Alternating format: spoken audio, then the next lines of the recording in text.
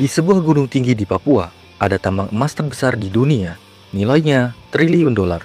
Tapi anehnya, selama puluhan tahun, Indonesia hanya jadi penonton. Freeport bukan sekedar soal tambang, tapi tentang politik, kekuasaan, dan harga yang harus dibayar sebuah bangsa demi kedaulatan. Kisah Freeport bukanlah cerita sederhana antara perusahaan dan negara. Ini adalah catatan panjang yang dimulai bahkan sebelum Indonesia merdeka, melibatkan Belanda, Amerika Serikat, dan pemerintah Indonesia dalam satu benang merah yang rumit. Siapa yang sebenarnya berkuasa atas emas di perut bumi Papua? Dan menariknya, semua berawal bukan dari niat ekonomi, tetapi dari satu hal yang selalu memengaruhi sejarah dunia: politik kekuasaan.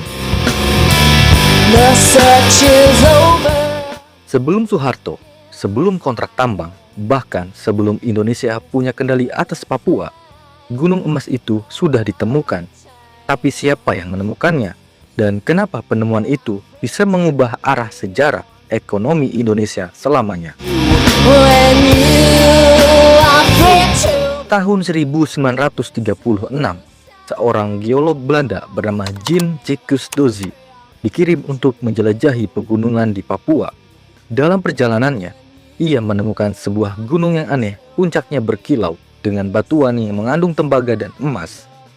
Gunung itu diberi nama Etsberg, yang dalam bahasa Belanda berarti Gunung Biji.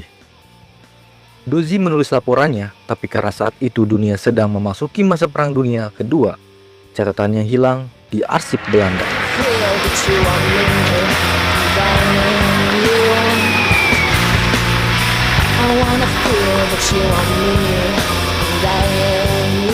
Selama lebih dari 2 dekade, penemuan itu terlupakan.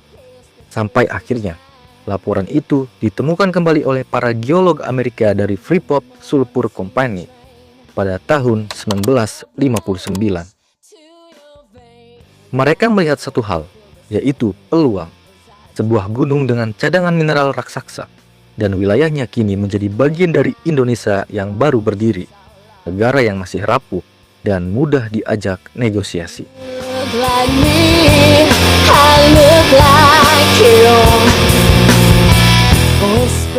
Saat itu, Papua masih menjadi daerah sengketa antara Indonesia dan Belanda. Amerika Serikat yang sedang khawatir dengan pengaruh Uni Soviet di Asia Tenggara memutuskan mendukung Indonesia lewat jalan diplomasi. Lewat tekanan internasional, Belanda akhirnya menyerahkan Papua kepada Indonesia pada tahun 1963. Tapi di balik diplomasi itu, ada kepentingan lain yang berjalan. Freeport sudah melirik Etsberg, dan Amerika ingin memastikan tambang emas itu tidak jatuh ke tangan negara lain.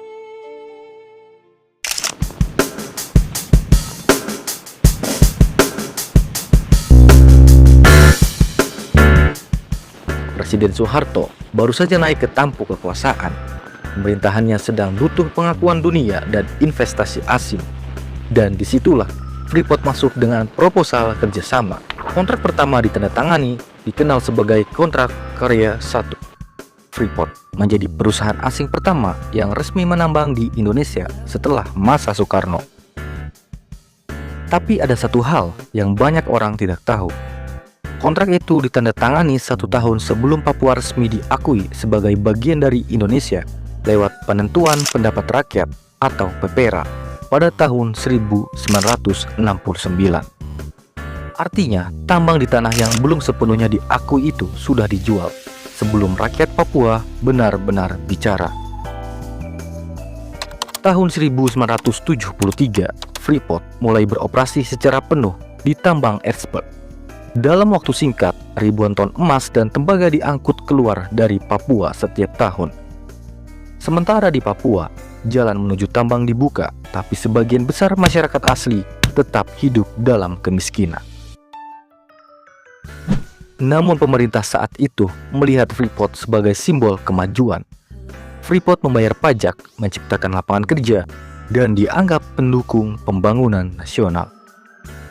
Di tahun 1988, setelah cadangan di Etsberg menipis, Freeport menemukan tambang baru, yaitu Pressburg, gunung emas yang bahkan lebih besar.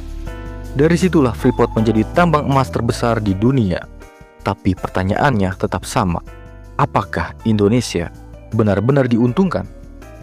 Freeport mungkin hanyalah satu bab dalam sejarah panjang hubungan antara kekayaan alam dan kekuasaan. Dan sejarah mencatat